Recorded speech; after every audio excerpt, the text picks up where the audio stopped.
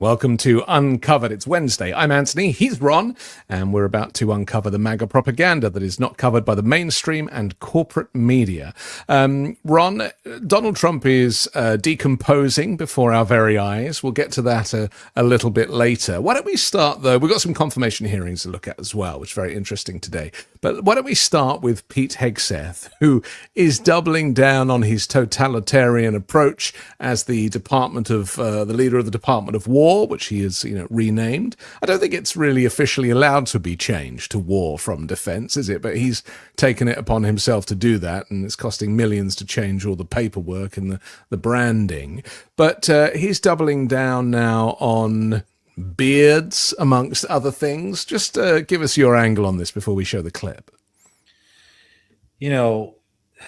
This one really shocked me. I mean, it takes a lot to shock me, but he released this thing this afternoon, this clip talking about testosterone. He's got this obsession with war fighters and masculinity, yep. And we know that people on the right, they have this theory that we've heard RFK Jr. talk about it, and Dr. Oz about sperm count being low, testosterone levels being low.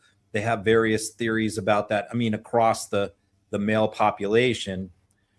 So now he comes out with this new policy announced today that he's going to have all these active duty service members, men, tested for low T, and have the taxpayers start paying to put them on testosterone injections to make them tougher, stronger, more masculine warfighters. Now, there's over 1 million active duty men in the military. It's something like 300 and something thousand women. Presumably, this is not for women because one of the first things Hegseth did was ban gender affirming care in the military. But now he's bringing back, I guess, gender affirming care for men with low T. And this is, first of all, there's absolutely no evidence whatsoever to suggest that we have an issue in the military of our service members being inadequate because of low T. There's no indication of that whatsoever. And this, to me, this is just some kind of scam to get free testosterone for members of the military. Testosterone is incredibly expensive. I mean, just go online and Google it. It costs a fortune. So the idea that at this time that the military has already blown through $1 trillion and they want a record 1.5 trillion, they want a 67 billion supplemental to cover what's been spent on the Iran war so far. Now Hegseth wants to put, I don't know, a few 100,000 people on testosterone treatment in the military, paid for by taxpayers. And where's Congress in all this? Where's the president? We know that he has a long track record of announcing these policies without telling anyone, including not telling anybody in the Trump administration. I mean, does Susie Wiles know about this? Does Donald Trump know about this plan? Because time and time again, they've had to kind of walk back some of the things that Hegseth has announced. So I'm just stunned by this whole thing. I have no idea how it's going to work, the details. And I certainly would hope that Congress, the members of the Armed Services Committee and the budget committees step in here. Let's take a look. At the Department of War, we have the most elite warriors on the face of the earth. Every single day, you are pushed to your absolute physical and mental limits to master the profession of arms. We demand your all, and you give it. But while we invest heavily in our weapon systems, platforms, and gear, our most decisive tactical advantage will always be the individual warfighter. We have a sacred duty to maintain that advantage, which is why we must constantly look for new ways to optimize your performance, your resilience, and your long-term health.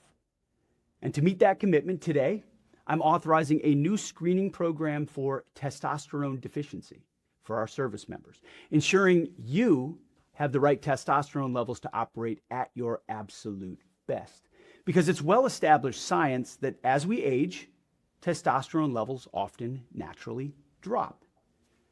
Under the supervision of our world-class medical professionals, warfighters age 30 and older are going to be tested annually as part of their periodic health assessment. It's a health assessment that happens every year. We're just adding this test. Those under 30 can voluntarily choose to get the test as well. If treatment is recommended, it's entirely your choice to receive testosterone replacement therapy.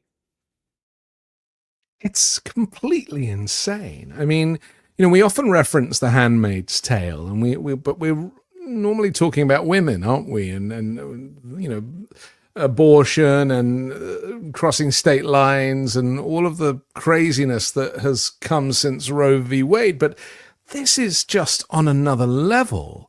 And to me, it kind of is an extension of the Mar-a-Lago face.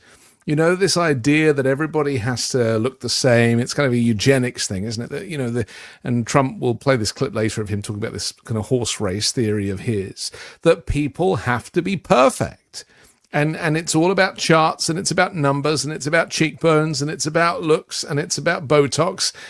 And maybe he has low testosterone, and maybe the only way he can justify his usage, I'm only speculating here, obviously, is by administering it to all the guys in the military too.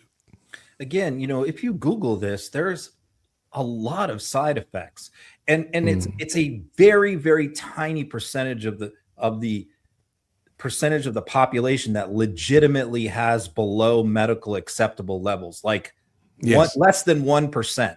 So this is not a serious problem, and it's definitely not a serious problem for 35-year-old Marines. Okay. So this is not really to solve a medical issue. This is trying to jack people up. And if you look at the side effects, it shrinks your testicles, it causes infertility, it raises your red blood cell count, requiring you to donate blood every few months. You have to be blood tested to check your levels every 6 months. Just Google this stuff. There's so much testosterone therapy, if it's done correctly. There's a lot to it, and it costs a fortune. So the idea that the military is going to wade in here and we're going to pay for all this now. Not only are we going to pay for all their new weapons and all their new toys and bombs and missiles and everything else that we need for Trump to continue his endless wars, now we're going to pay for this, an optional medical treatment for 30-year-old Marines. I mean, to what? Be more manly? Be more masculine? This is absolutely ridiculous. And the other question is, what are they going to set the threshold at? In other words, is the threshold going to be the medical floor, or is the threshold going to be set higher for members of the military? Is Hegseth going to set the numbers, or is it going to be a doctor? Or are we going to say, we just want to we're going to test, and everyone below the medically acceptable floor, we're going to bring them up to the floor? No, that's not what he's interested in. He's interested in people that have low medically acceptable levels, but low, and jacking them up to the maximum possible level. That's what he's looking to do. This is not something that is a medical necessity.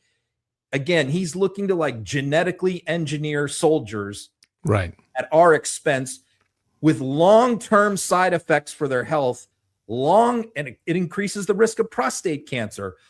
These guys are going to have health problems years after their service is over.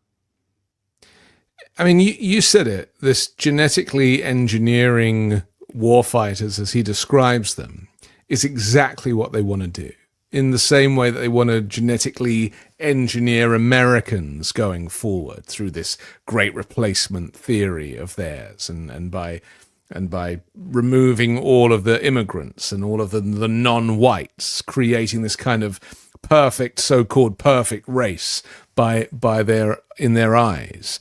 This is dark stuff. This is the stuff of dystopia, and If you were told this like 2 years ago, Ron, you would never believe it. And yet we are almost forced to normalize it because everything that they have done on this and elsewhere is just batshit.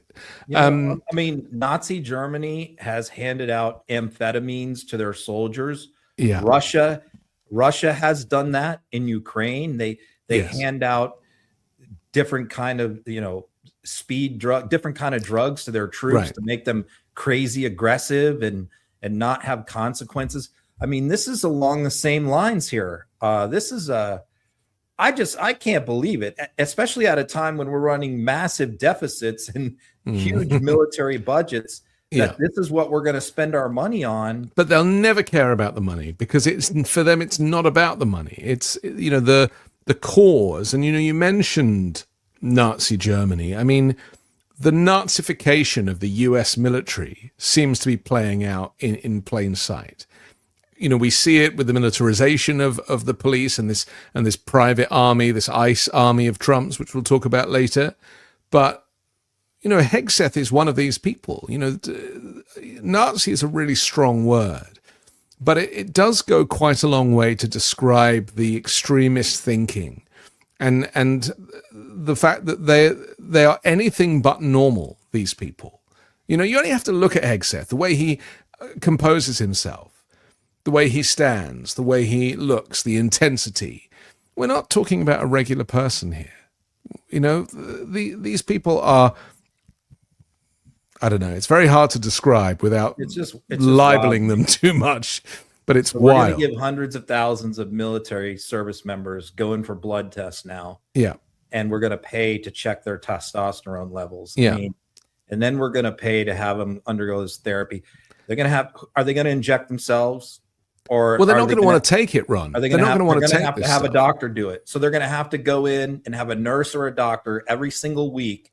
Yeah. Inject them in the ass. So we're going to have 100,000, military guys every single week go to the doctor's office. Yeah. What if you're on deployment? How's that going to work? What if you're overseas out in the field or on a ship or even, deployed out in the jungle or in the desert for a month, 2 months, 3 months at a time? Once you start this therapy, you have to get the injections every single week on the same day. That's not always feasible in the military. Unless you're going to, send guys out into the bush with a bunch of needles, and a bunch of vials of testosterone and have them inject themselves in the ass while they're in the middle of training. I mean, you just think about the nuts and bolts of this. It just doesn't work. Think about what it does for morale as well. Keep in mind, there are a huge percentage of the military is in support roles. They're not all Navy SEALs. They have desk jobs. They have logistics jobs. We're going to put them on testosterone too, because we need like pencil pushers and admin to jack up their testosterone. I mean, this is just sheer lunacy. Well, people aren't going to want to take it, and people are going to quit, or they're going to get court-martialed, or stuff's going to kick off. And this reminds me of do you remember when there was a decent proportion of black people that refused to take the COVID vaccine because of generational trauma to do with experiments on the black Americans in the 1930s and 40s? To me, this is similar to that. This is treating humans like guinea pigs, and the ramifications will go on generationally. Think of the stigma. Okay, we just, so-and-so, the following soldiers report to, fall out of your form. Who has to go in for their testosterone treatment this week? Okay. I mean, everybody's going to know, that they're all going to be talking about troops it. They're all going to see them going to the medical thing to have their injections. So the stigma on these troops that are going to, you have low testosterone. You need a shot. I mean, the number of problems that this is going to cause is just unbelievable. Right. I'm just sitting here brainstorming and thinking through, and I've already come up with 20 different problems with this, and that's in 10 minutes. It's going to be chaos if they go through with it, and if they can kind of acquisition these drugs and do this stuff. they're going to have a lot of fighting on their hands. Those war fighters will end up turning on their superiors. Testosterone is already expensive for the people that get the treatment. Yes. It's going to drive up the price because it's going to cause shortages. You put 100,000 service members on testosterone, it's going to drive up the price for all the civilians that legitimately have medical problems. The irony of the transgender military community who have either been fired or have had to quit. They've been kicked out for taking these injections. They've been kicked out for exactly this. And now Hegseth wants to roll it out to everybody. Okay, let's stick with war fighting for a moment, because the Iran war is back on. Remember, there was a brief ceasefire, I seem to remember. The Strait of Hormuz was open, then it was closed. Then there was going to be tariffs on it. Then there was no tariffs on it. Trump has been absolutely bonkers in the last few days. I mean, unraveling to a point. I think that Lindsey Graham's death has definitely played with his mind in some way, but we'll come to that. But let's talk about Taco Trump for a moment, because, this is clear that he is influenced by anybody who has spoken to him most recently. And this is the dementia playing a role, isn't it? That he obviously comes up with, I'm going to charge 20% on shipping, and then he gets phone calls from Gulf nations and leaders from Gulf nations, and they're like, no, you're not, you ain't doing that. And then they placate him by saying, we'll invest in the US in a big way. And so then he has to come out and change the story. Even said that.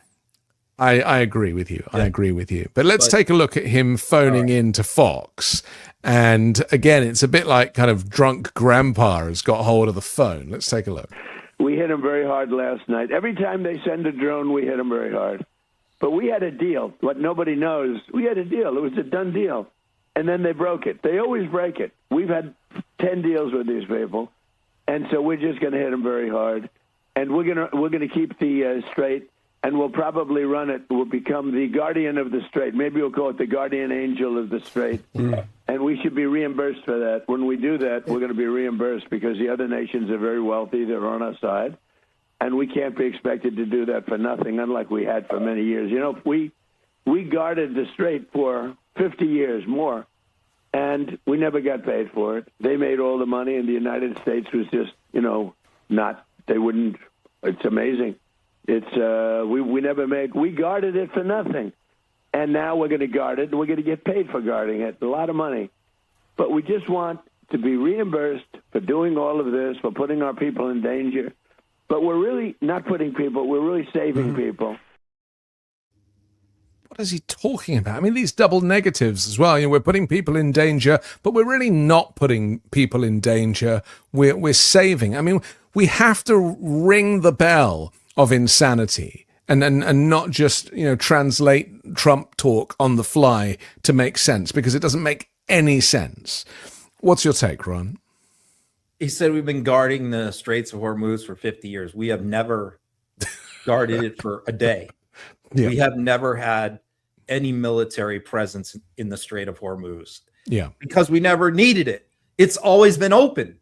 This is the first time that there has ever been issues in the history since maybe the Barbary pirates, back in 1803. This is the first time that there's been any issues with ships being able to transit the Strait of Hormuz because of Donald Trump's war. And so he's claiming that we've been guarding it for 50 years. No, we haven't. Nobody's been guarding it. So he got mad, that Iran struck a ship that they felt was violating. What they're doing is the shipping is trying to hug the coast of Oman and go around the normal area of the strait. And Iran has warned ships not to try and do that. And so they fired on a couple of ships, and Trump then comes out. See, the thing is, when you come out with these things and you say, this is what we're going to do, and then you immediately have to walk it back, and you continue to do this over and over again, as he did with tariffs, you turn yourself into a clown, and everybody starts laughing at you and ignoring you, and you lose all credibility. And since he's speaking for the United States and the United States military, they lose credibility. So he comes out, he gets mad, He puts out a Truth Social tweet and he says, we're gonna now take over the strait and we're gonna charge a fee equal to 20% of the cargo. So he's gonna put a 20% tax on all the oil and everything else coming out of the Gulf, which is 100 countries. So he's gonna start trying to collect money from like the UK, China, Japan, all these countries that have shipping going. He's going to try to have the U.S. take over the strait and charge them money. So the first thing is, this is insane because number one, the U.S. military cannot take over the strait without doing a ground invasion of the coastal areas of Iran. So it would take a massive ground invasion. Then we would have to occupy and hold those areas. You can't just do this with ships alone. And so that's the first part. Then the second part is, so we're going to now assess how much the cargo of each ship is worth. And then we're going to demand that China, Japan, all these countries, Australia, UK, start handing us over a 20% tax on all their cargo. I mean, completely illegal, violations of all international law, would result in global trade collapsing, trade deals being torn up. Obviously, this was never going to happen. It was just an insane, ridiculous proposal. So then 24 hours later, he has to come back and to save and walk it all back and say, okay, I, Donald Trump, have decided not to do it. You're right. What happened is all the reporting was many, many countries, especially Gulf countries, blew up his phone and said, you're not really going to do this, right? And so did, I think, Besant, and so did Mike Johnson. There were many people who talked. Johnson admitted he talked to Trump about it. There were many people who were freaking out. And so to save face, Trump says, okay, so here's what happened.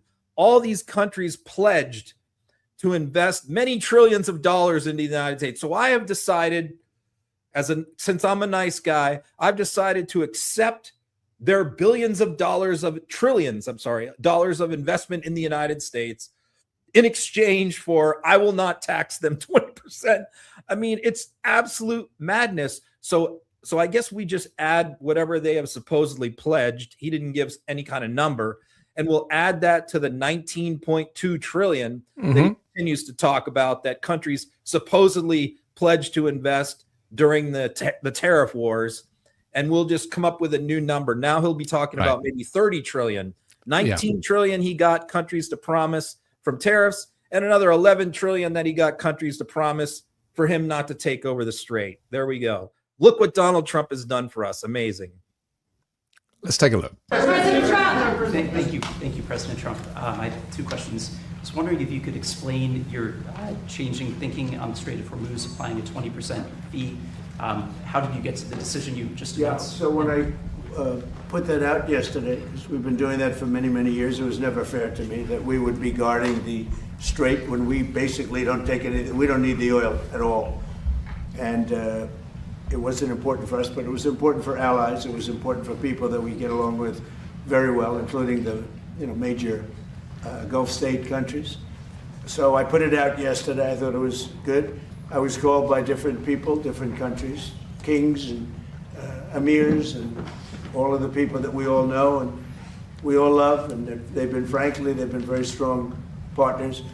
And they said, we'd love to do it a different way. We'd love to invest in the United States with billions and billions of dollars and continue our record setting, because there's never been a time like this for the United States, with the factories, with the plants, with everything else. And we would like to invest tremendously in the United States as opposed to charging a fee. And I like that, actually, because I don't think anybody should be able to charge a fee for the strait or for any other strait relationship in terms of other sections of the world. I don't think anybody should be really in that position. But we were doing it as a reimbursement. The Gulf states are going to invest a tremendous amount of money into the United States, and that was very satisfactory to me. I think it's actually much better. I despair, Ron, that he thinks that people are so dumb and so gullible that he can say any word salad and that anybody is going to eat it. Although if they probably eat the word salad, they might get explosive diarrhea currently.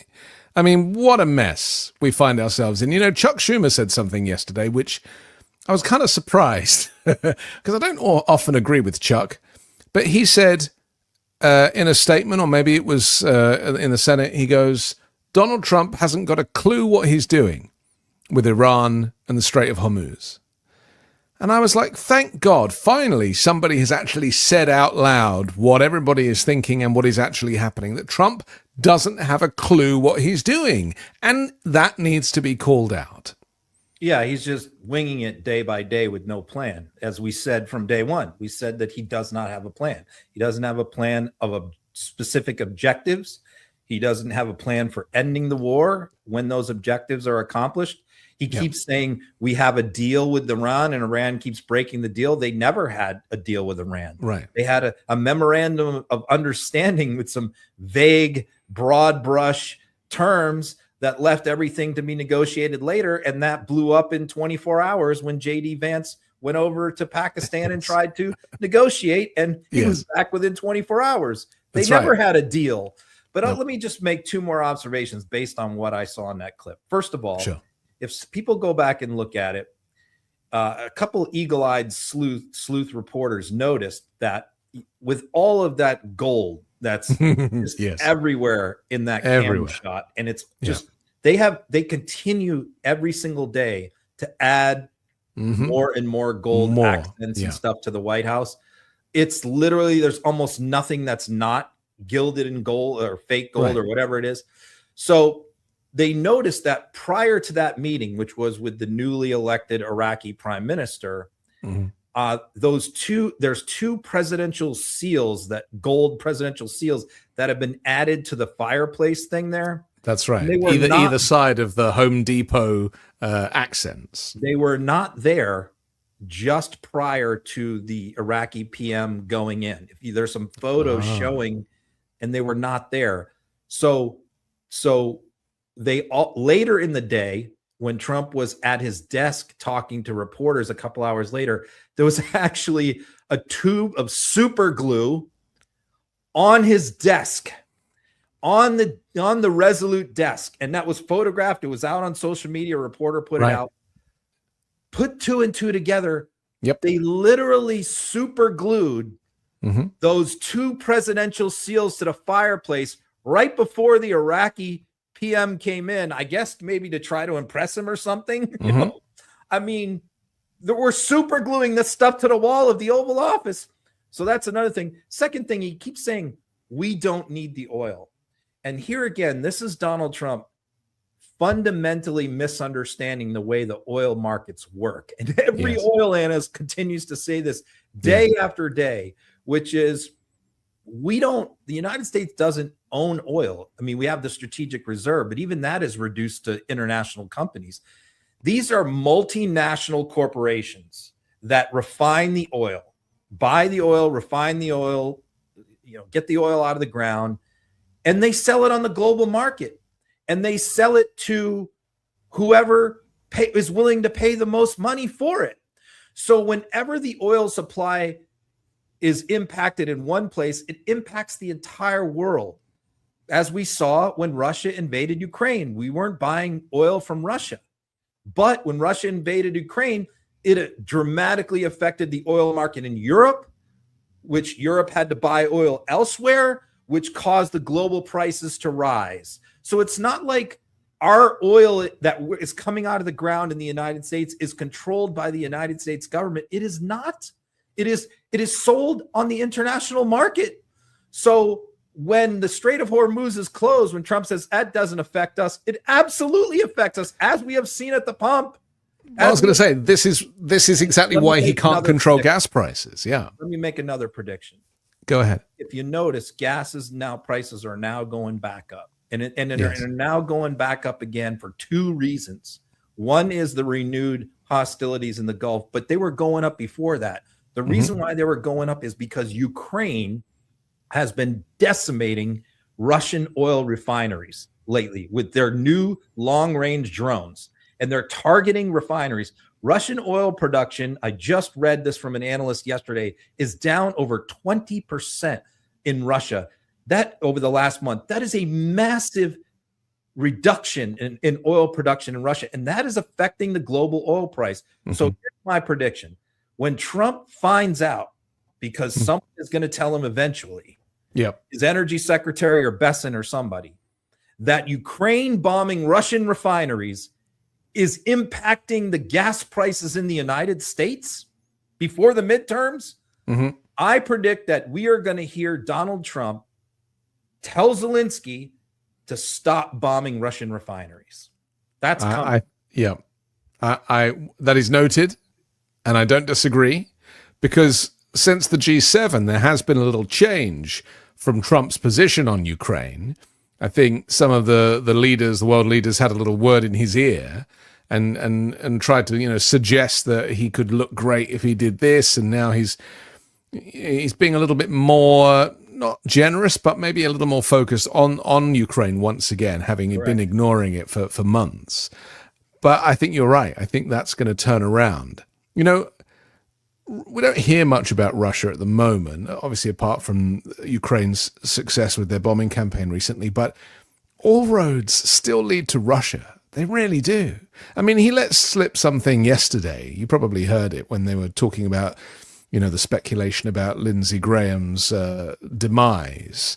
And the way that Trump was very quick to dismiss that it could be a Russian poisoning, which is one of the conspiracy theories. Very quick. Oh, no, it's definitely not that. I don't even know why the FBI is looking at that.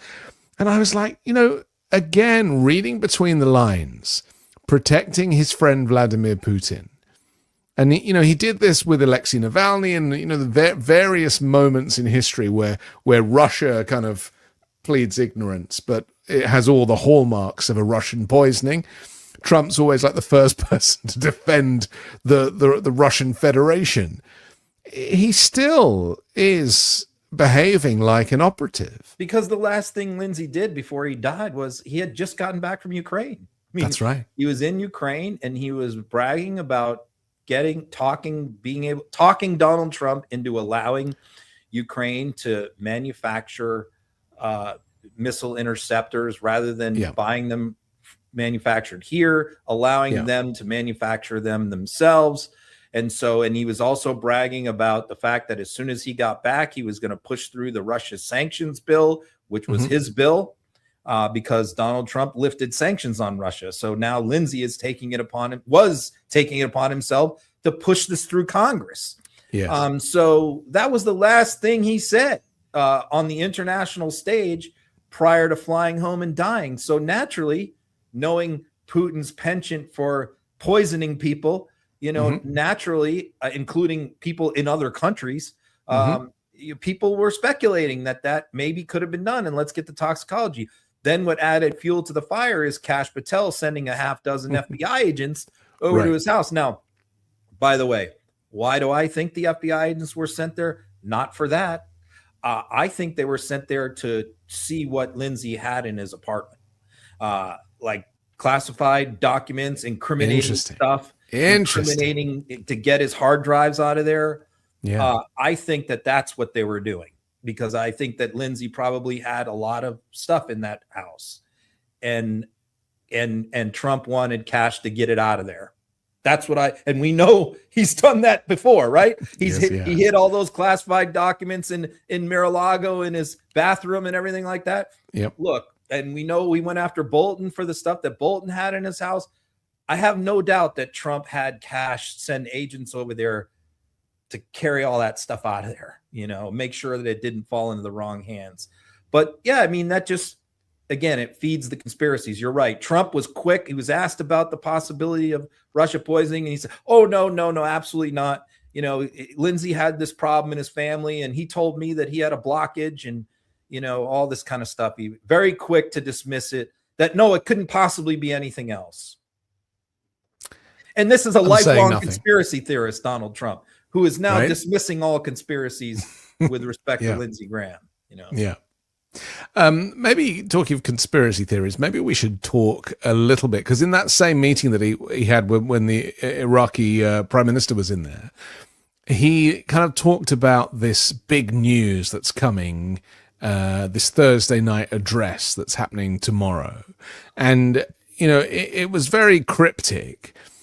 I'll play the clip and you can then tell us your theory. People around the world and around the nation are anticipating your big announcement on Thursday night regarding election machines and integrity. Can you give us sort of a sneak peek about what to expect and tell the Well, audience I'd rather in America? save it. It will concern that subject, and we'll have a couple of other things to Why say should people also. watch, though? But I'd rather save it, but it's really big news. It's really, really big news. And our country has to shape up. But that's what we're going to be talking about Thursday is it doesn't get bigger, because without free and fair elections, you don't have a country. We'll be discussing other things too, but it's going to be a very big announcement. Yeah. Mr. President, you're having. Yes, the pressure is on ahead of the midterms, isn't it? To somehow, what are we thinking? Cancelling the election because of wartime? What's on his mind? He's obviously very worried about things, isn't he? So he's having to rewrite the narrative here and claim that if we don't have free and fair elections, then we don't have a country. Because he's tried everything that he possibly can to federalize and take over elections from the state via the SAVE Act. Yeah. And I think that now he has come to the conclusion that it is not going to pass. There's nothing he is going to do to get that to pass. Yes. And he when he was asked for an update on Mitch McConnell's health, can you update us on what's going on with Mitch McConnell in the hospital? First thing he said is, Mitch McConnell is a no vote on the SAVE Act. He's a traitor. He started trashing McConnell because McConnell will vote along with about half dozen other Republican senators against. They don't support the SAVE Act. So I thought that was kind of interesting. But here's my prediction about this speech, because I think I have a pretty good idea of what Trump's all about, what he thinks, and what he's going to do. I think my predictions on what he's going to do are usually right. And here's what I'm going to tell you. Okay. This speech is not, and it's an address to the nation at night. The other question is, how many networks are going to run this thing live? Because you got to be insane as a network to run this. I get Fox is going to do it, but if ABC, NBC, CBS, CNN runs this thing live, it's malpractice. They are all going to run it. They're all going to run the lies. Yeah. And so I predict that this is not only going to be the most batshit crazy speech of Donald Trump's life to the nation. Yes. It is going to be the most batshit crazy speech to the nation that any United States president has ever given in the history of the republic. And I think, he's going to talk about the fact that what the speech is going to be about. Here's my prediction. Is he's going to say the 2020 election is rigged. We now have proof. He's going to talk about Tulsi Gabbard going down and investigating in Georgia. He's going to talk about Joe DeGeneva, weirdo Joe DeGeneva, and his crazy group that's working down in South Florida on election integrity investigation.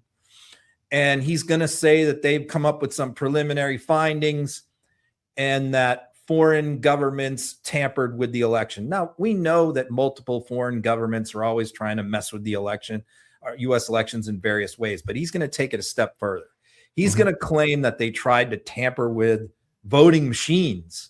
It's going to go back to the original Sidney Powell, Rudy Giuliani, Italian satellite theory that they came up with in November 2020. I mean, literally that press conference is one of the main reasons why I left the practice of law and am doing what I'm doing now. Is that was a defining moment in my life, was watching that press conference and saying, these people have to be stopped, and sort of devoting my life from that point forward to doing everything I can to stop them. And that thing, they came up with all these theories that, Hugo Chavez came up with the methodology to hack into voting machines. And there was a spy in Italy that was involved, and China was involved, and they used satellites to do it. It was this whole big crazy theory. And they claimed that they had the proof. And then when they went in front of all these various state election boards and in all these various courtrooms, they were exposed for having no proof. It was just a cockamamie theory. Yeah. Well, now I think that, so it's all kind of went away. Sidney Powell's went away. You know, all these people have gone away, Jenna Ellis.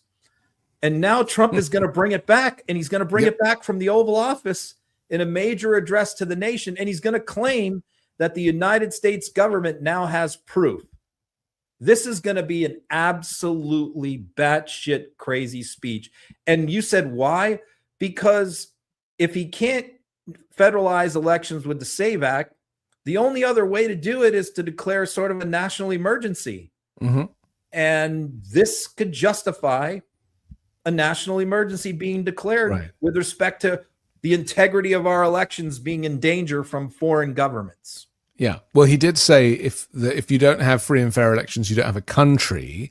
And if you haven't got a country, you can't have elections. So he's definitely got something planned. Let's look at a clip of your favorite Sidney Powell from 2020 when she was peddling this insane conspiracy theory. I can hardly wait to put forth all the evidence we have collected on Dominion, starting with the fact it was created to produce altered voting results in Venezuela for Hugo Chavez, and then shipped internationally to manipulate votes for purchase in other countries, including this one. It was funded by money from Venezuela and Cuba, and China has a role in it also. We have staggering statistical evidence. We have staggering testimony from witnesses, including one who was personally in briefings when all of this was discussed and planned, beginning with Hugo Chavez and how it was designed there, and then saw it happening in this country. As soon as the state shut down on election night and stopped counting, those are the states where the most egregious problems occurred. We also need to look at, and we're beginning to collect evidence on the financial interests of some of the governors and secretaries of state who actually bought into. Okay, I'll let her go. I mean, mad as a box of frogs, right? That's why Fox had to pay $787 million. That's right. Was for putting her on. Yeah. And we should remind people, not only did Fox get sued for their propaganda, and it was one of the biggest kind of payouts in history, wasn't it? But Dominion Voting Systems has since been bought by a Donald Trump operative. So now they do have access to the machinery. Exactly. And here's another wrinkle too. Yeah. Maduro is in U.S. custody. That's facing right. Oh my prosecution. So he'll say whatever they want him to say. Venezuela. He was Chavez's successor, right? He would have been the person who was there at the time in power in Venezuela. And they're alleging Venezuela was behind this plot. Right. I have heard rumors, and I don't know, again, if this is true, but I've heard some reporting out there, speculation, that they are seeking to make a deal with Maduro to let him out of prison if he admits or testifies that Venezuela rigged the 2020 election, played a role. Wow. And that also wouldn't shock me if Trump makes that announcement as well, or that could be coming later. What Trump is going to do is take the basic premise of Sidney Powell's batshit crazy theory, and he's going to say it on national television on Thursday night and claim that the U.S. government has the proof, which Sidney Powell, you heard her say there, she had all that proof. She had nothing.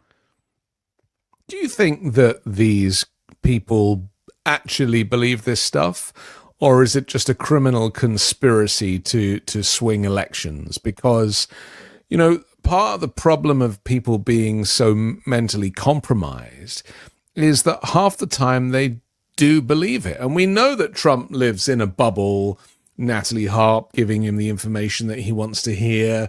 You know, I keep calling it elder abuse, the way that the people around him, Stephen Miller and the people in that little bubble are able to manipulate him and tell him what he wants to hear, and out of the back of that get authorization to kind of do terrible things.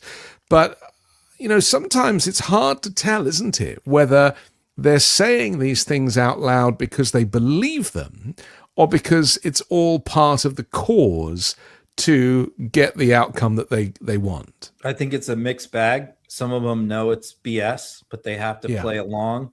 Some of them convince themselves. and some of them are just totally crazy. But I can tell you, the people who are most afraid of this speech on Thursday night is not Democrats.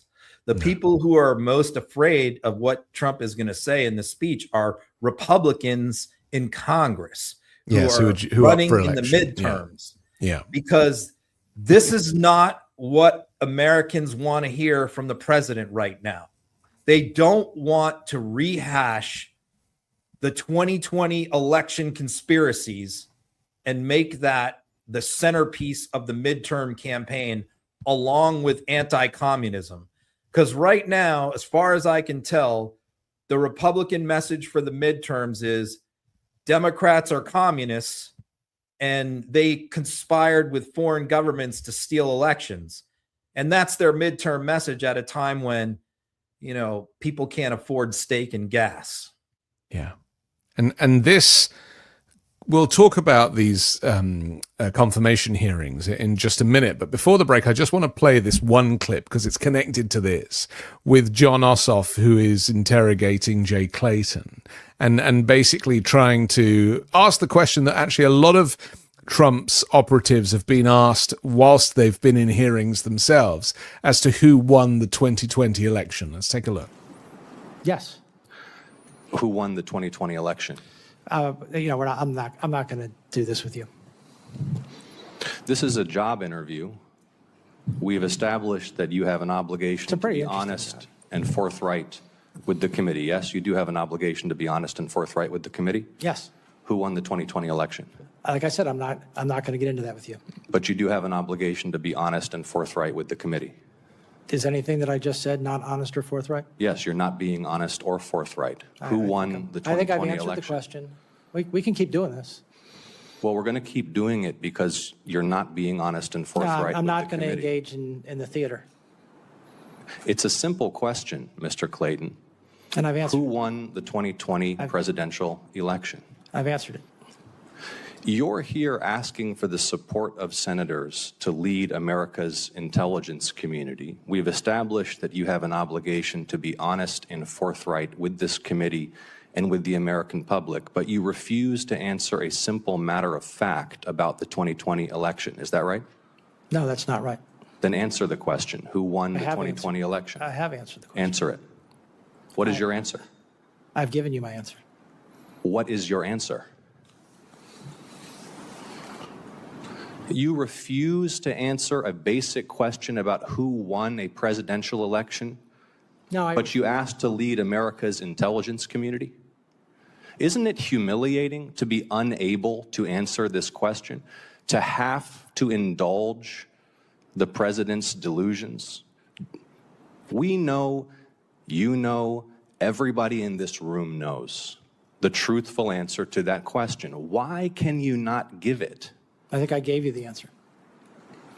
Are you aware that Director Gabbard... Wow. I mean, it's compelling, isn't it? I mean, John Ossoff is very good at asking these questions, but the way in which this issue has become such a touch point, we've seen it with judges who have been interrogated too, who want to take senior positions on the bench and potentially become Supreme Court judges, refusing to answer this same question as to who won the election. That, combined with your theory, Ron, all suggests that behind the scenes there is a plan to subvert the midterms and potentially 2028, and everybody has to be on board. Because Tulsi Gabbard as DNI was at the center of that plan. She was ordered by Trump to go to Georgia and investigate the 2020 election. That's right. Seize the voter rolls. Yeah.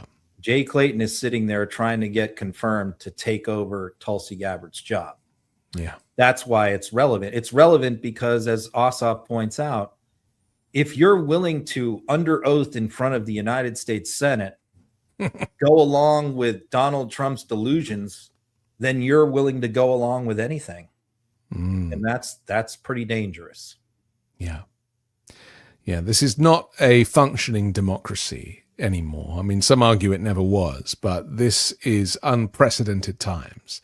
and to see this kind of playing out especially in the kind of confirmation hearing room in this way, it's almost it's like a parallel universe. It's like being in the Twilight Zone.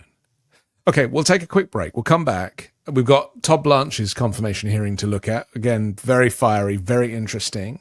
We have the latest on the reflecting pool, and also we would need to talk about ice in Maine and a whole lot more. We'll do that next here on Uncovered. My cat Shuby genuinely acts like he's never been fed in his life. The second he hears me opening the fridge, he's suddenly my shadow. And this spring, he's been even more energetic, so I figured it was the perfect time to see if he'd approve of something new. So, live taste test, I put down a bowl of Smalls, stepped back, and honestly, Shuby went absolutely feral for it, no hesitation whatsoever. Smalls is fresh cat food made with protein-packed recipes using preservative-free 100% human-grade ingredients you'd actually find in your own fridge, and it's delivered straight to your door. We'd been dealing with the occasional hairball and a slightly dull coat, but since switching to Smalls, Shuby's had more energy, his fur feels softer and shinier, and yes, the litter box is noticeably less offensive. It makes sense because Smalls' fresh, gently cooked food is easier to digest with no artificial fillers or preservatives. More nutrients go into your cat, not the litter tray. In fact, Forbes ranked Smalls the best overall cat food, and after switching, 88% of cat owners reported overall health improvements. Stop serving your little carnivore a bowl of processed shortcuts. For a limited time, because you're an Uncovered listener, get 60% off your first order, plus free shipping and free treats for life when you head to smalls.com/uncovered. That's 60% off your first order, plus free shipping and free treats for life when you head to smalls.com/uncovered. And you can find links to our sponsors in the description below. Okay, Ron, let's get back to these confirmation hearings. So just give us your thoughts on Jay Clayton for a minute. Just, we've seen a little bit of the clip, but, Tulsi Gabbard was a very controversial choice for the Director of National Intelligence because there were theories and rumors that she had back channels to Russia and elsewhere. Was it Syria or was it one of the others? There was like two nations that she was connected to, I seem to remember. Yeah, so, I think it was Syria. Yeah. Right. So, then obviously she disappeared she kind of gave a reason that she was disappearing, but people weren't really sure. A lot of people were not unhappy about seeing the back of her, because she clearly was compromising the functioning of the department and the administration. But the irony is that they're kind of desperate to replace her with another operative, maybe less of a Russian operative and more of a Trump operative. Yeah, a very different person than Tulsi Gabbard. Gabbard was definitely compromised, definitely pro-Putin, 100%, wacky. Just nuts. Yeah. I watched her in many, many, many interviews over the last 6-7 years, and she's absolutely just way out there. Really, really crazy. Yes. But she got the position because she became very, very close. You could almost say best friends, very close friends with Laura Trump. And Laura and Eric, really pushed to have Tulsi in that position, as did a lot of the MAGA activists and stuff. And she was on Fox News all the time, and that helps as well. Yeah. So, and the reason why Fox put her on is the same reason why they put on Fetterman every day, because she was a former Democrat who trashed Democrats all the time. So that's why they put her on. And Trump saw that and he liked it. So, but she's absolutely nuts. She's nuts, and she was compromised. And you asked, did they really believe it? She was someone who really believed her bullshit. Now Clayton is a whole different animal. Clayton knows what he's doing. He has the qualifications for this job. He was a longtime federal prosecutor, even at times very respected federal prosecutor by people on both sides of the aisle. And that's why people assume that his confirmation hearing would go rather smoothly and he would get a lot of Democratic votes. Yeah. And I think he probably still will.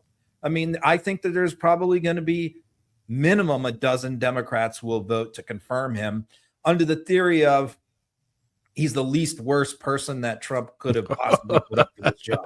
And So- that if they it's don't, such a if they don't desperate put place him to be. through, it'll be somebody much worse. So I Yeah. think that's where we're at here with Clayton, because I Yeah. think that they all feel like he doesn't believe all of this nonsense, but he has to kind of play along, and that maybe when he gets into the job, he'll sort of be a little bit like John Radcliffe and exercise quiet independence and quiet pushback here and there. I think that that's what they're hoping from him. So I think he'll be confirmed actually pretty easily, despite what you saw there in the questioning. Well, John Ossoff asks him if he knew about Tulsi Gabbard going into Fulton County and trying to seize the voter rolls. Let's take a look. Are you aware that Director Gabbard was present at the Fulton County raid in Georgia earlier this year? You discussed that with me yesterday in your office. Are you aware that Director Gabbard was present at the Fulton County raid earlier this year? You brought it to me, my attention. What is going yesterday. on here? You've said at the beginning of this you have an obligation to be No, honest you- and you're forthright saying with the it- committee. no, I'm you're- asking a you're- very simple question. Are Actually, you no, aware you're- that Director you're Gabbard was asking present me- at the Fulton County raid earlier this year? Yes or no? Are you aware? I was. You won't answer that question either. I just said I was made aware of it by you yesterday. The first time you learned that Director Gabbard was present at that raid was in my office yesterday? It was the first time that, in my recollection, I've thought about it recently. Now, was I aware of it before? What?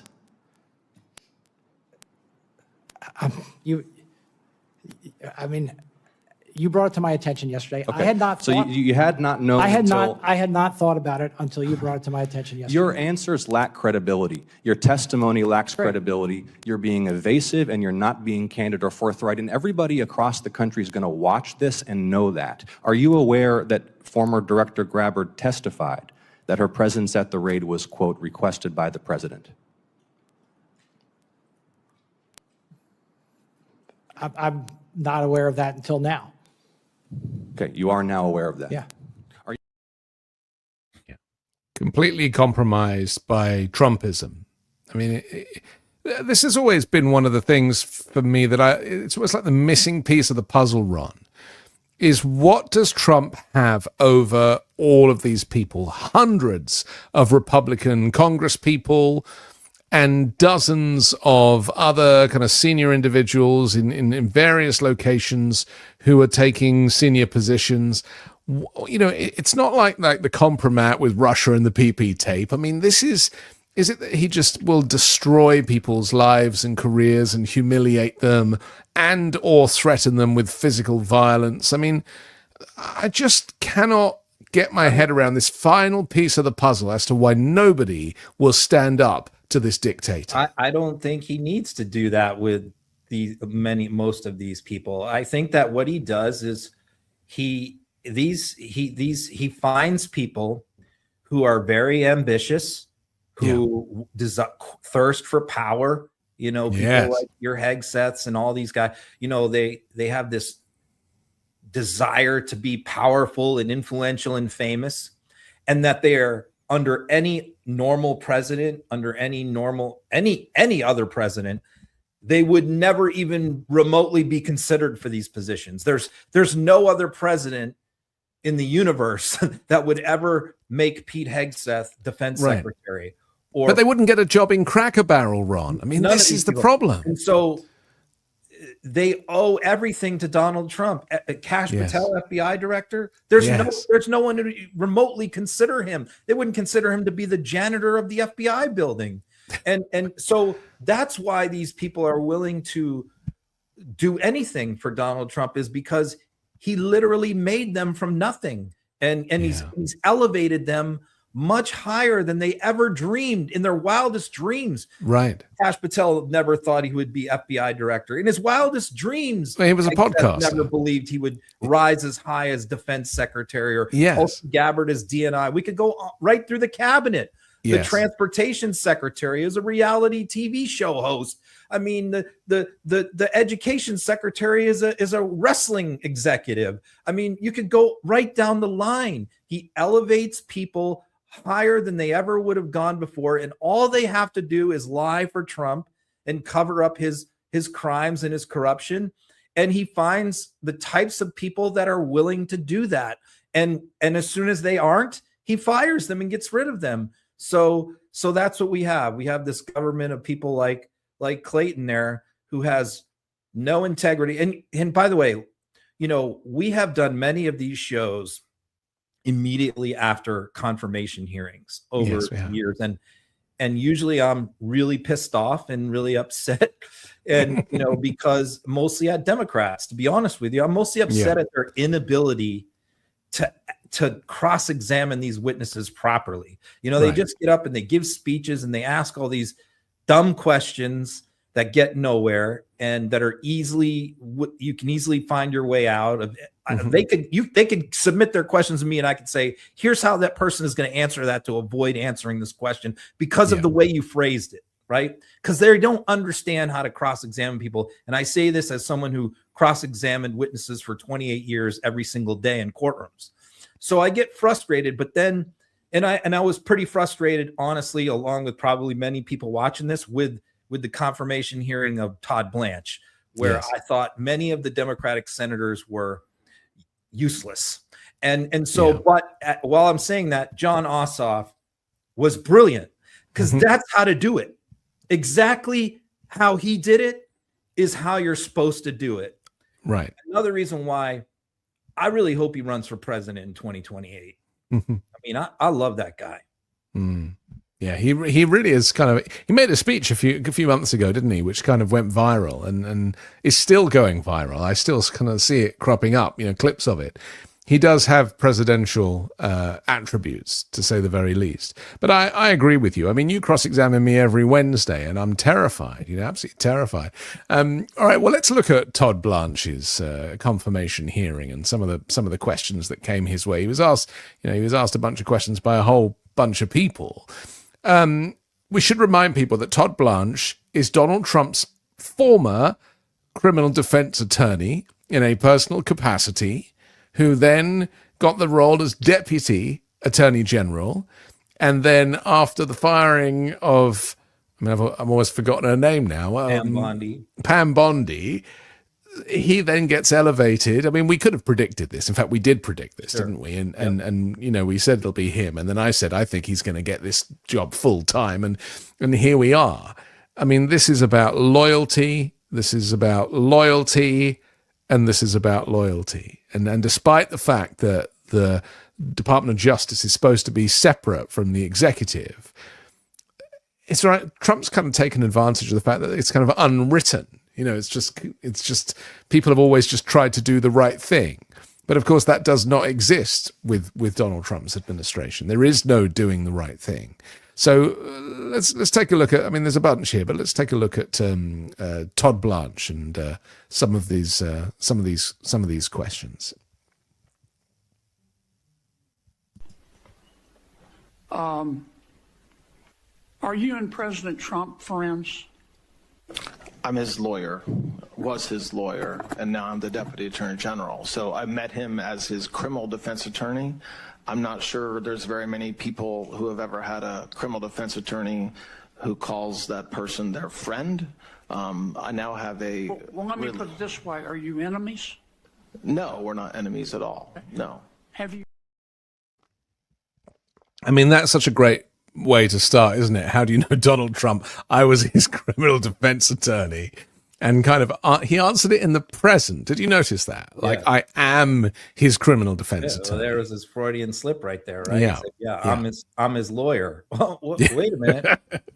No, I mean, let's go back to like what you said in the intro there, which is how this is supposed to work. So there's nothing in the Constitution that says how the Department of Justice is supposed to operate. It just, provides that a Department of Justice will exist and president will appoint an attorney general, and the rest is kind of left up to the president and DOJ about how they're going to operate. And throughout the history of the United States, from one successive attorney general after another, some better than others, but some Democrats, some Republicans, a very thick layer of rules and policies and procedures has grown up from the Department of Justice about being separate from the president, avoiding conflicts of interest, not prosecuting people that the president tells you to prosecute.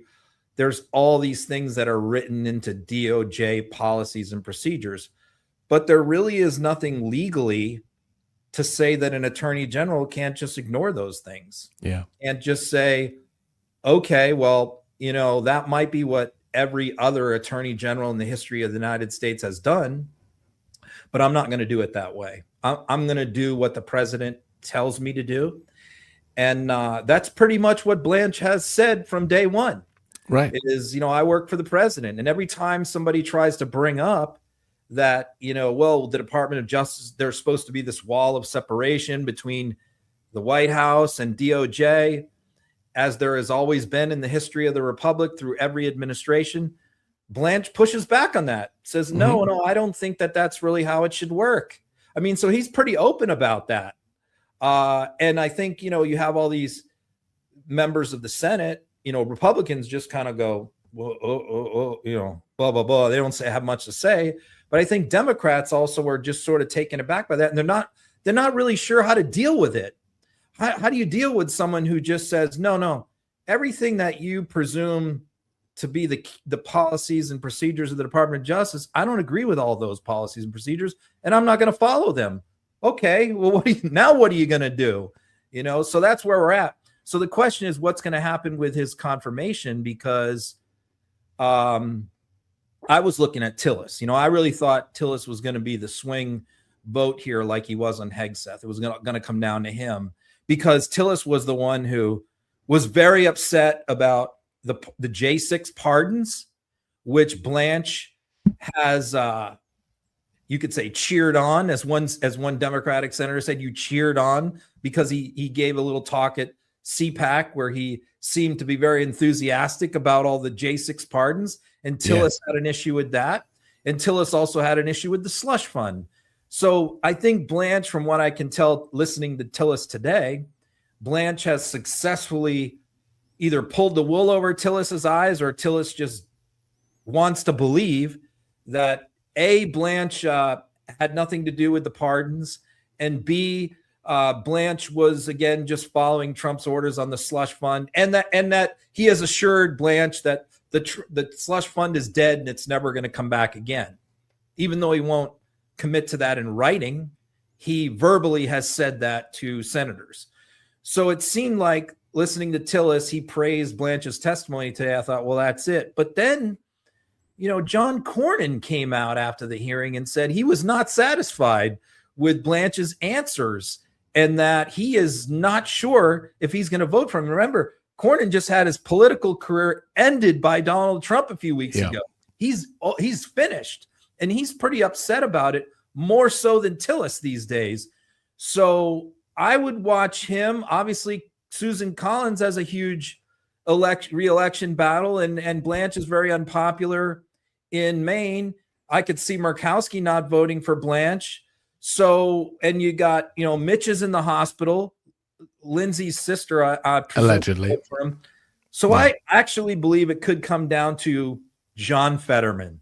Oh my God. Well, in that case, and I believe that John Fetterman will vote for Todd Blanche and may be the deciding vote. Yeah, he might even vote for him twice. Let's look at Jeff Koons kind of asking these questions. You mentioned what Blanche said at CPAC, and this is off the back of that. President Trump pardoned those folks, but you said just a few moments ago that you were not celebrating this decision by the president. He was exercising his constitutional power. But earlier this year, in front of CPAC, a conservative event, I would say from the transcript, you actually trumpeted it as an achievement. And I quote, saying, if you look at what happened to the men and women convicted because of January 6th, by 5 p.m. on January 20th, every one of them was either pardoned or had their sentence commuted by President Trump. So when folks say you've done nothing, I say you have a very short memory. Would you say that you're proud of President Trump's decision to pardon individuals who assaulted law enforcement? No, that's not what I was saying there at all, Senator. So I was responding to inquiries around why more hadn't been done by the Department of Justice with respect to January 6 defendants. And so my answer was that January 6 defendants and some of their lawyers had a short memory because a lot had already been done. Indeed, by the end of the day on January 20th, they had all been pardoned or commuted. So I wasn't celebrating it. I was merely stating a fact, which is that the January 6 defendants did receive a very generous pardon or commutation from President Trump, every one of them on January 20th. A generous, and in my view, for those who had assaulted police officers, unwarranted, unjustified, ahistorical, and a terrible precedent. Let me move on to questions I've asked in previous. No, let's not move on. See, here's my problem. I mean, you asked that. I mean, but I think if you actually watch the clip of what he said, he was trumpeting it. He was celebrating it. But unfortunately, Coons is just reading a cold transcript. But you need to drill down on the way that the pardon procedures work under Todd Blanche's DOJ right now.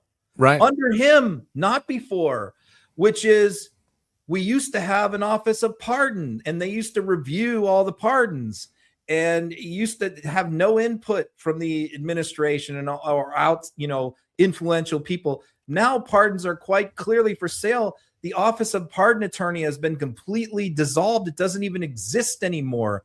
If you are not wealthy, a wealthy criminal with connections to someone close to Trump, you have zero chance of getting a pardon. And it was not like that before in this country. Sure, having money, hiring a good lawyer definitely helps, but there have been thousands of people in the history of the United States who are very poor who received pardons.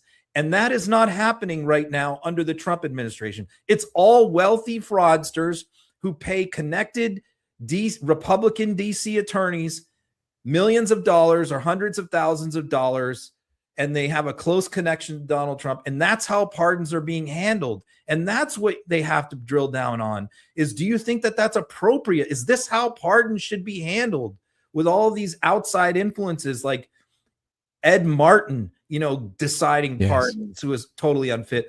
But instead, we ask one question about CPAC.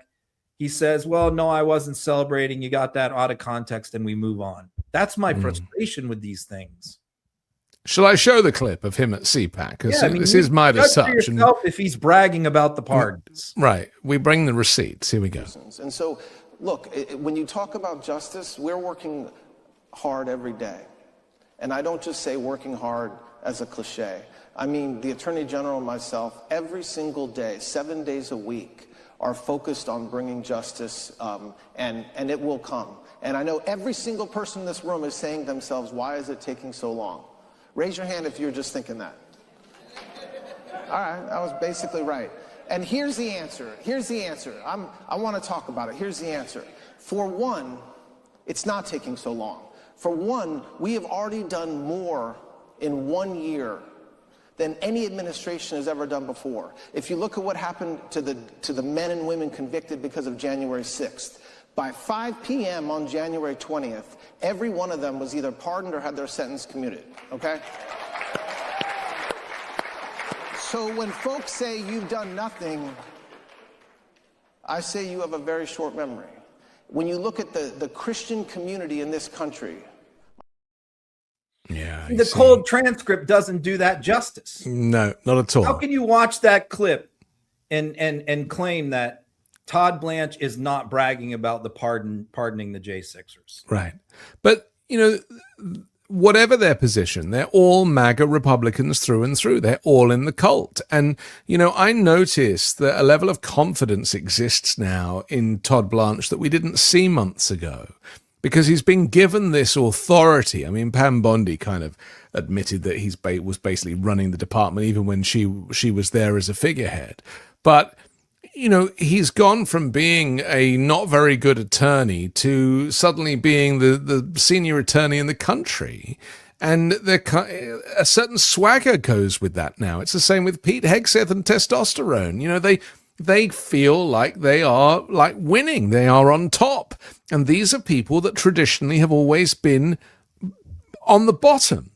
It's a very interesting turnaround. When Trump gives them the confidence and the authority, they just run with it. And it's very dangerous for a functioning democracy. If you had Republican senators that would not go along with that, they wouldn't be so cocky. You know, the reason why they are is because they know that Republicans in Congress have their back. And that's why they're in good midterms company. are so important, because if Democrats controlled the Senate, or even just had a couple of more seats in the minority, if it was 51-49, Blanche would never be confirmed. No. So you see why Trump is so desperate to rig these midterms, because that would be, if Democrats take both chambers, that's a game changer for this administration.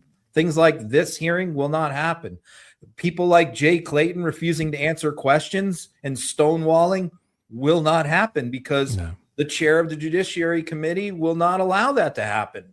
You will make him answer the question. But right now, nobody's made to answer any questions.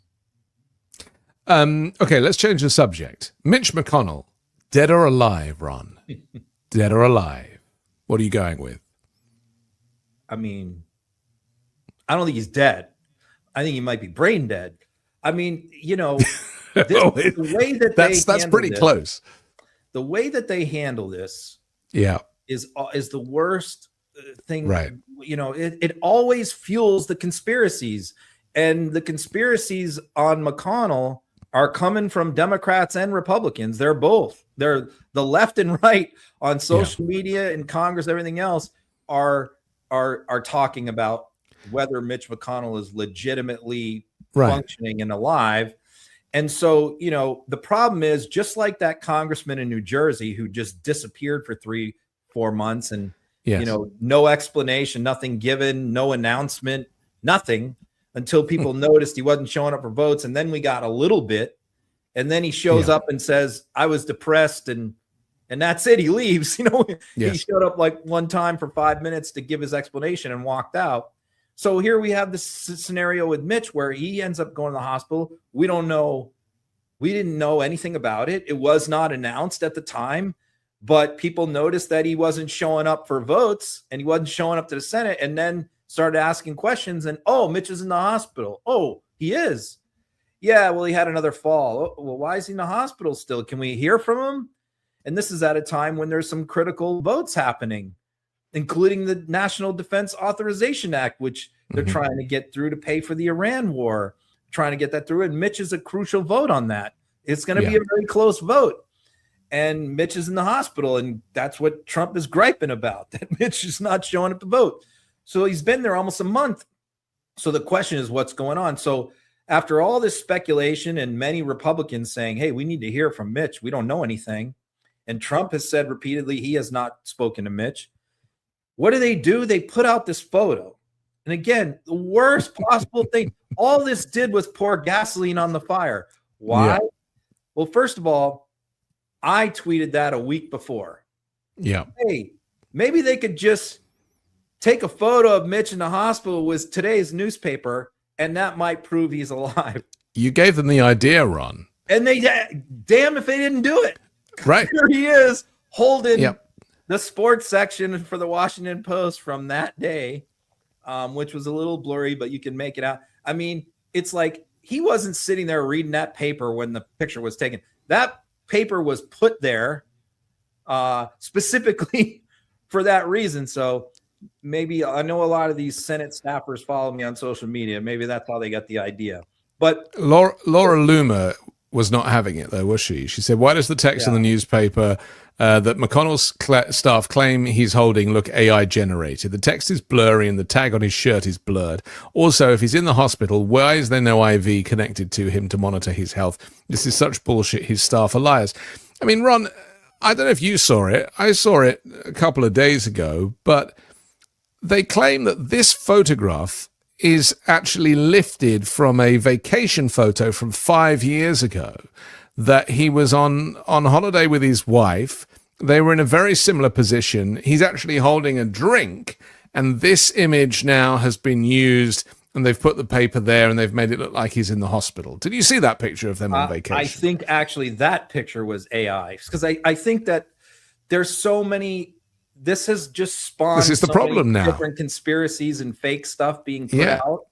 Yeah. Here's the main issue that I have. I don't know whether the photo's legit or not. I have no idea. I know they scrubbed the metadata, so you couldn't confirm that. And they did it. I mean, what they said, they did it because they didn't want the public to know what hospital he's at, and the metadata would tell you the location that the photo was taken in. All right, I guess I can. They always have an explanation, but my real issue is his face.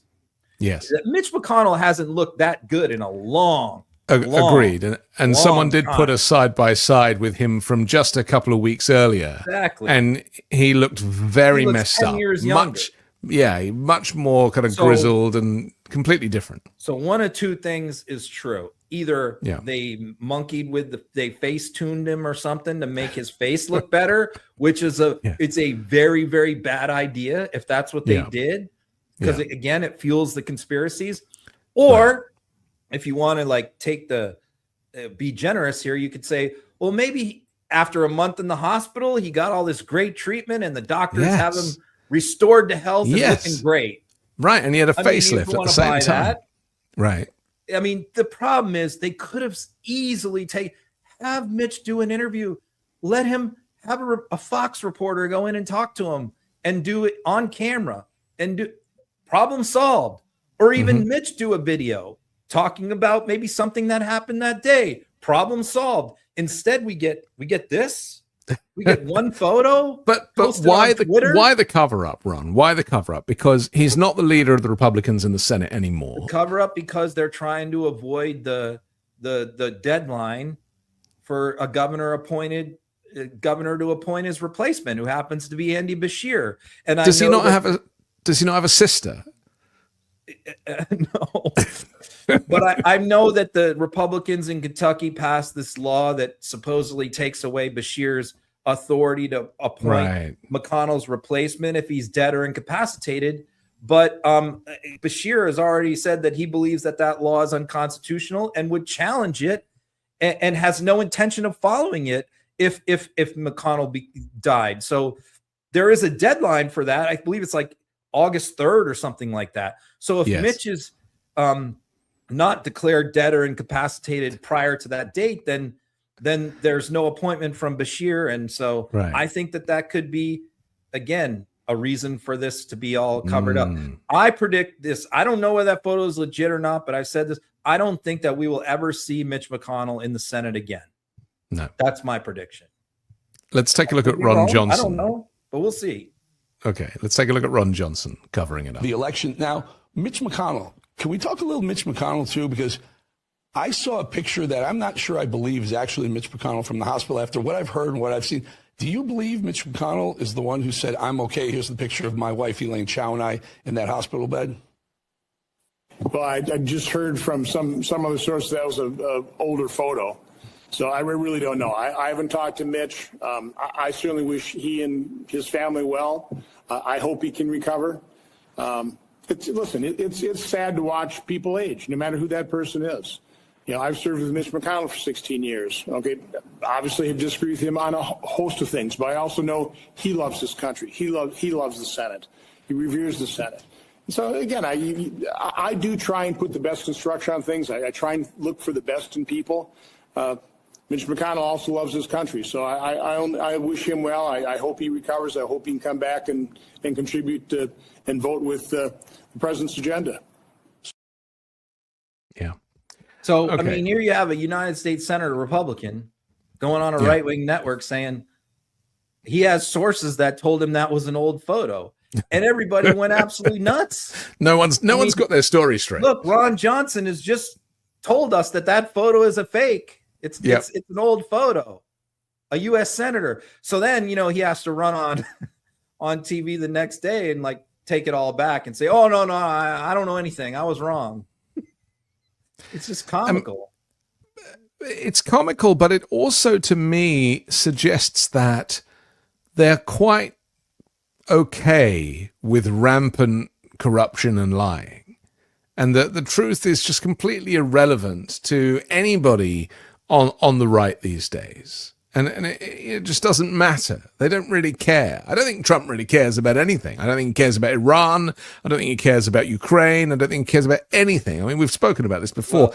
Well, the only things on his mind are construction. He cares about the reflecting pool, the ballroom, the arch, the gold in the White House. By the way, yes, there's some speculation now. I just read this from a DC reporter that we're going to add another floor onto the White House, onto the West Wing. That Trump. Oh, that's a good idea.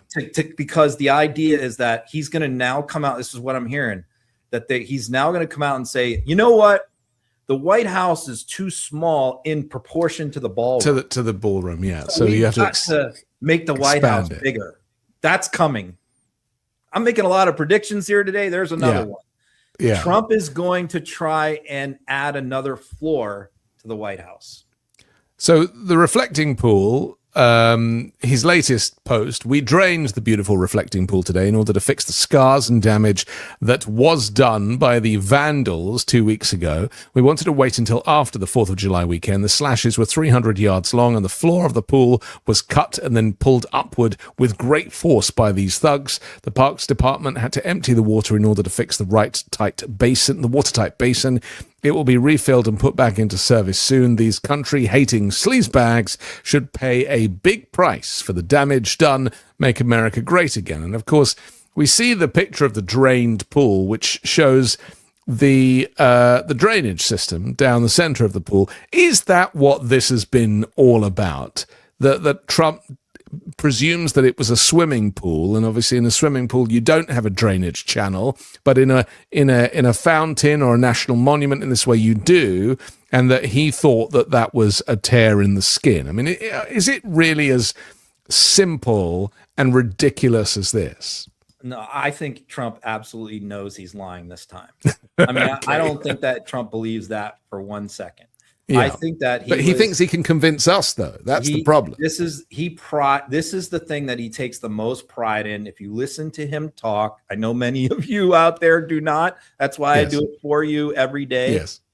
He clearly, whenever he talks about building buildings or building stuff or fixing up stuff or whatever, that's the moment you can tell is his greatest moment of joy. He never talks like that about Melania, about his kids, about anything, about humanity.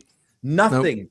Nothing. The only time you really see him get like that giddy little kid excitement about him is when he's talking about this stuff. So when he renovates something like this, I'm going to make the reflecting pool, and it is a flop because he hired incompetent people, and it turns out to be a disaster. And everybody is laughing at him and making fun of him and filming videos and going out there and having a good time and holding up pieces of the debris that's floating around in there and the algae. That infuriates him. That makes him more mad than anything else. And personally, like deep down, nothing makes him more mad than that's why he got Janine Pirro to come down. Person. Right. So it's a rage thing. He's just raging. He has to cover up his failure on this. And so he just goes on and on about this vandalism story, even despite the fact that there is no evidence whatsoever that anything was vandalized. He has to stick with this story. The only alternative is to admit that he failed on the reflecting pond. And we know he's not going to do that. Yeah. Or admit that he lied about this 300-foot gash. Okay, listen, we've only got 3 or 4 minutes left, or even 2 minutes left, but I don't want to go without talking about what's been going on in Maine.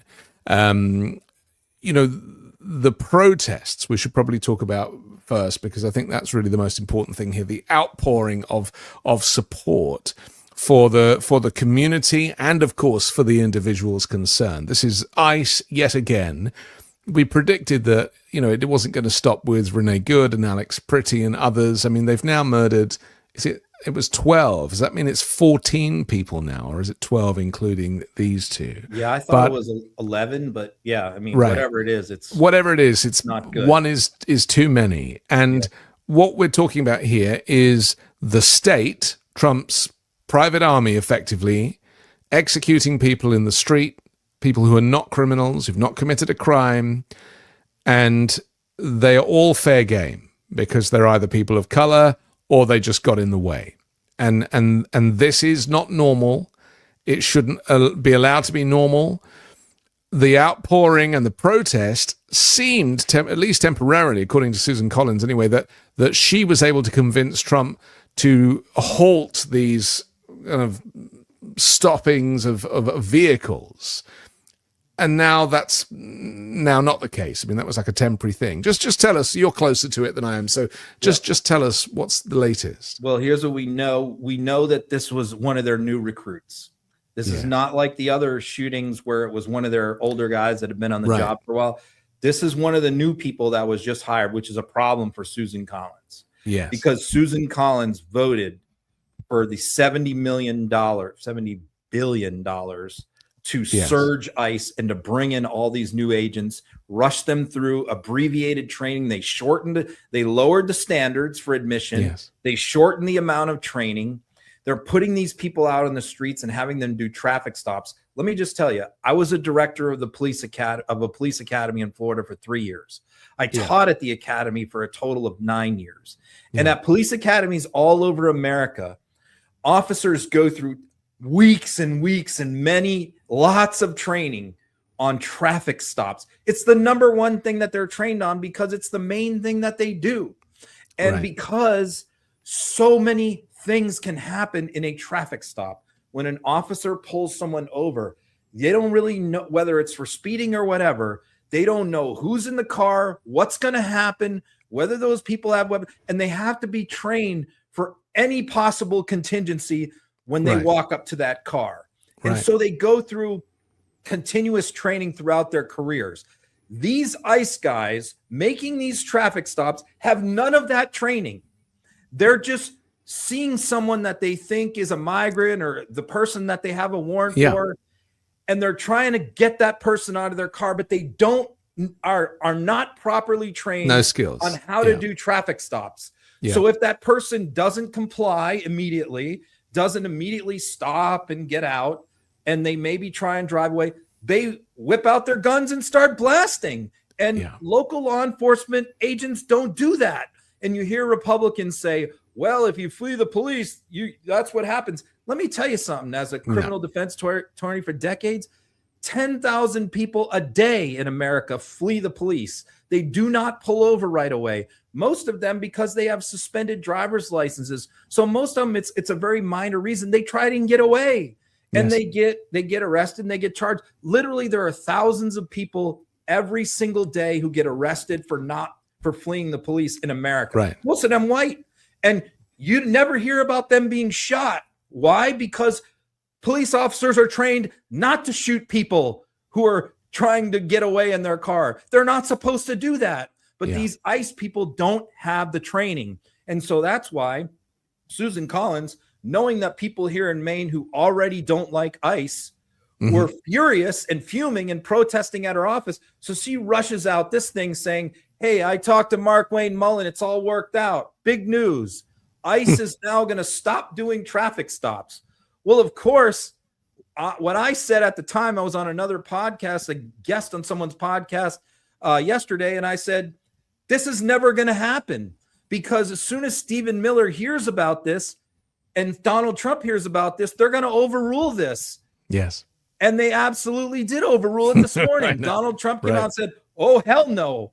We're not going to have ICE stop doing traffic stops. So what Susan Collins told the people of Maine yesterday was BS. It never happened.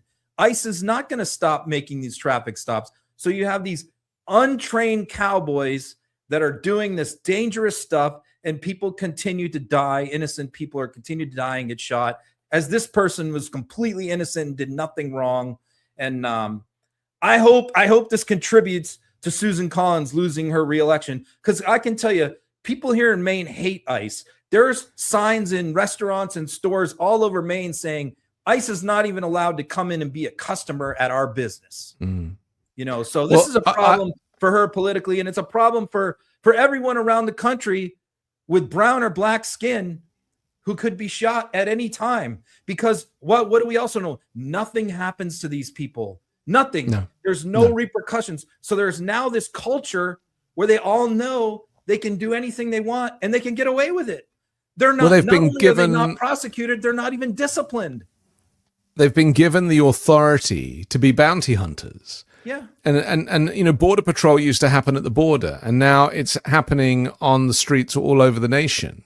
And I really feel like it's important, and I'm pleased that the community in Maine and elsewhere have stood up to this. The protest has been massive, and that really is the way to get these things changed, and they will change in time. And abolish ICE really should be the policies of every single Democrat running in the midterms, at the very least, because ICE is completely unnecessary. You know, to me, it's the equivalent of the Wagner Group, you know, the Russian private army that Putin employed, that answered to him, and then he bumped off the leader of that too. I don't know. I just think that this is not the America that immigrants came to, and it is not. These people are not fair game. This is not how this should be done. And you know, without due process, these people are trigger happy and they get off on it. But they've been given broad authority. It's the same swagger that Pete Hegseth has and that Todd Blanche has. And that is the problem with this administration, is giving people who are completely unqualified and inexperienced a role that they would never get in a million years. Under any other circumstances. Not one ICE officer has been disciplined for any of these shootings. No. But I mean, I should say that regular police officers who are trained, they do still shoot people of color traditionally, and they rarely get disciplined either. They just move to another jurisdiction. You know, that is a uniquely American problem. Maybe it's not as much as they should, but many police officers are fired for excessive force and are prosecuted. I know because I've defended them in court when I was a criminal defense attorney. Right. That was part. I represented many police officers who were prosecuted, but so maybe not as many as who should, but it happens. But not one ICE officer has been disciplined. Not one. Because they operate outside of the law, and that is the difference between ICE and the regular law enforcement. People don't really know who they are or what they're dealing with. I mean, I saw the mayor trying to, you know, talk to one of them and saying, you know, who are you? Why are you here? And they didn't even recognize his authority. Okay, listen, we have to finish because we're very over time, but I'm so grateful for the conversation today. Don't forget the audio podcast. If you want to listen to this show, take us with you, then that drops later tonight. You can check out our sponsors in the description below, and we'll come back next Wednesday and bring you another Uncovered. Thanks a lot, Ron. All right. See you next week.